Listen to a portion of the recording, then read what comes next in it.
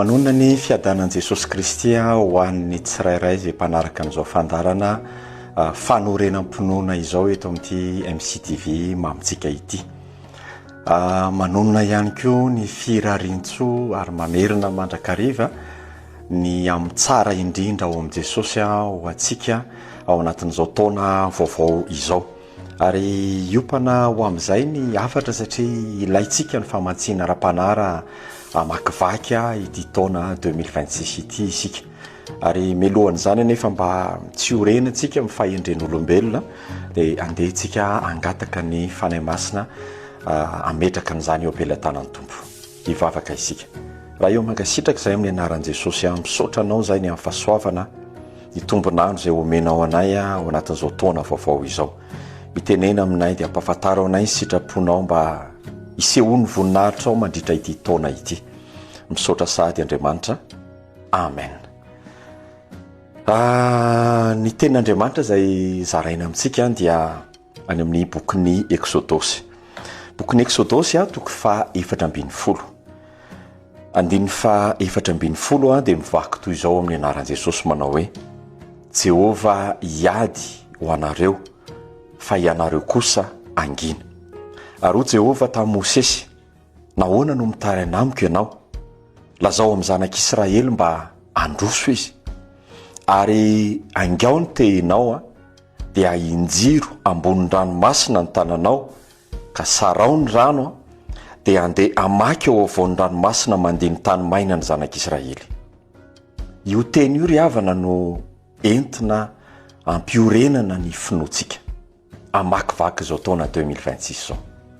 Isika rehetra dia miara-manaiky fa tsisy tompony rehefa avy eo. Misy ara-miainga maraina tsy napozina ny zavatra mitranga mody ao an-trano. Zany hoe misy zavatra tsy voafehintsika olombelona zany isan'andro isa-tsekontra. Fa ny azo antoka kosa raha hiatrika ny taona isika dia ny mametraka an'izany eo ampelantanan'Andriamanitra. Ary ny soratra masina dia manamafy an'izany manao hoe: izay eo ampelantanako no tsisy haharombaka mandrakizay. Ka manoloana an'ity teny ity ato amin'ity bokin'ny Exodosy ity dia teny fikasana ny tokony hiainantsika ao anatin'izao 2026 zao.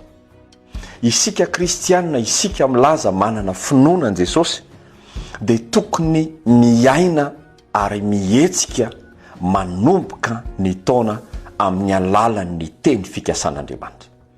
Ary eto dia Andriamanitra dia nilaza tamin'i Mosesy hoe ianareo izy angina.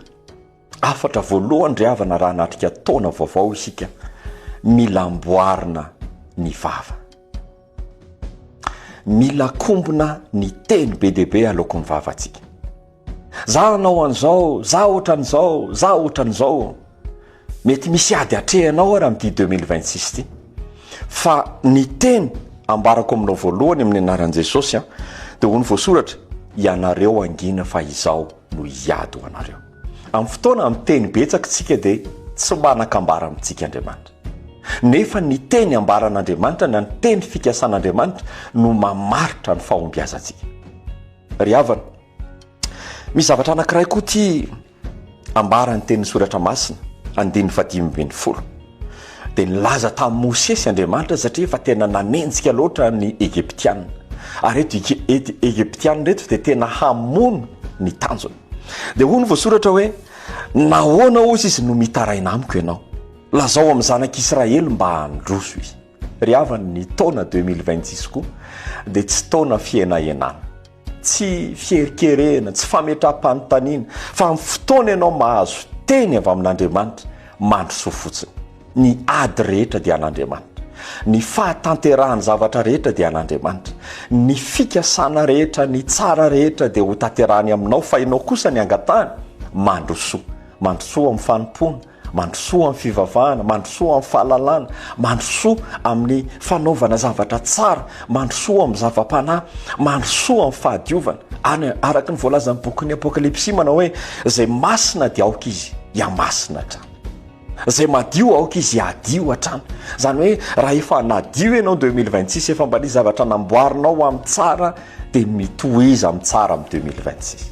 Ry havana, amaranako zao afatra zao dia hoy ny 9:40 angao izy ny tehinao ahinjiro ambonin'ny ranomasina ny tananao dia sarao ny rano dia andeha maky ao voan'ny ranomasina mandiha ny tany maina ny zanak'Israely fa raha toy izy no iteny io ny saraka ny ranomasina manoloana ranomasina mena isika ary samy manana an'izany daholo isika 2026 sarotra hiampitany io ao anatin'izao taona izao fa zao kosa ny mankato no andrasan'Andriamanitra amiko sy aminao ao am' Jesosy ny hery sy ny fahefana hiatrehinao ny zavatra rehetra ary ny voasoratra angao ny tehinao fanontaniana tany aloha raha moa tao anatin'ity Exodosy ity niaraka tamin'ny Mosesy Andriamanitra dia hoy ny Andriamanitra hoe Mosesy inona no eny tananao tehina hoy Mosesy androany koa te ilaza aminao amin'ny anaran'i Jesosy tsy ny abehan'ny olana trehinao ny zava-dehibe fa izao valim-panontaniana ambaranao any aminao zao hoe